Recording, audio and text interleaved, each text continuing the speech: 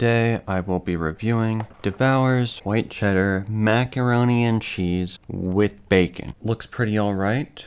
It's got little fancy twirly pasta and then applewood smoked bacon. Interesting. Cooking instructions: remove tray from outer carton, pull back the corner of the film to vent, cook on high for 3 minutes and 30 seconds. Stir, replace film, high for 2 minutes, let stand 1 to 2 minutes. That's a little long, but you know, 7-8 minutes. Nutrition: 710 calories, so that's kind of a lot, actually. It's also got like 85% of your daily saturated fat and 50% of your daily sodium. 32 grams of protein though, so this is a little beefy. Well, I guess it's not beefy, it's a little fatty for a microwave meal, but it's probably fine. Let's open this up.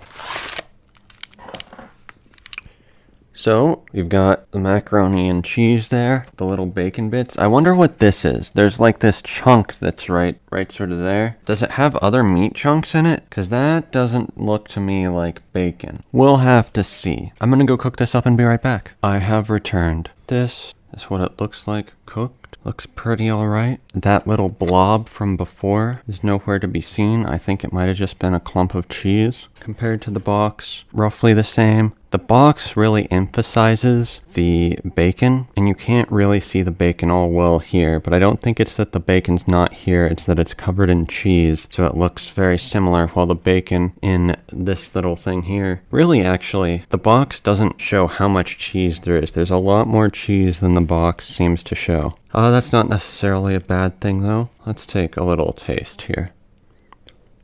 So I will say, not bad, not bad. The cheese is pretty rich, but the bacon taste is very powerful, very strong indeed. And there's a decent amount of bacon, or at least there was in that bite I took. You can't really see it all that well, because it's covered in cheese, but it's there. The noodles also feel kind of thick, probably because instead of being tubes, they're like, well, maybe they are tubes. No, I think they're just spun up. I don't know what these are called, but kind of thick. Everything, both the bacon and the pasta are a little chewy. Yeah, in terms of texture and consistency, the cheese makes it feel like everything's got this sort of paste almost on it. It's kind of like everything's a little slimy with cheese. And the pasta feels kind of thick and chewy, as well as the bacon. The bacon is quite nice. It does have a smoked taste. Together, it's actually quite good. I will say it is quite rich. They're not joking with their 710 calories with 85% of your daily amount of saturated fat. This feels like it's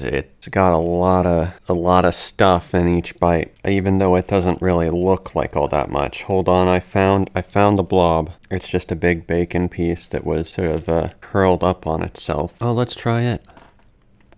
Yeah, a little chewy, kind of tough. Not the greatest, but it's okay. Overall, I'd say this gets like let's say an 8 out of 10.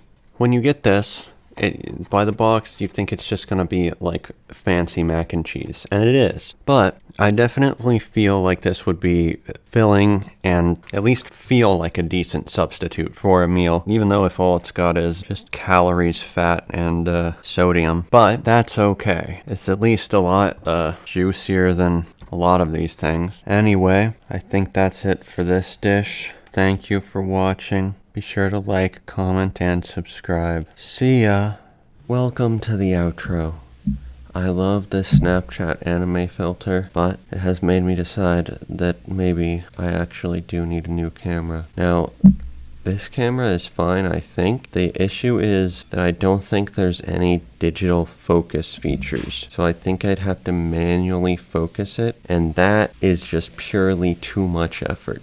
And I have no idea how to do that or if it's even really possible. So, anyway, it's also got this, like, a lot of flickering. That might just be the terrible lighting in my room. But I have seen other people use this filter, and they don't have this issue. Anyway, I'm gonna switch to the other camera now and show you why that one's even worse. So, with this one, we've got even more flicker and absolutely abysmal lighting, but that's maybe not the camera's fault.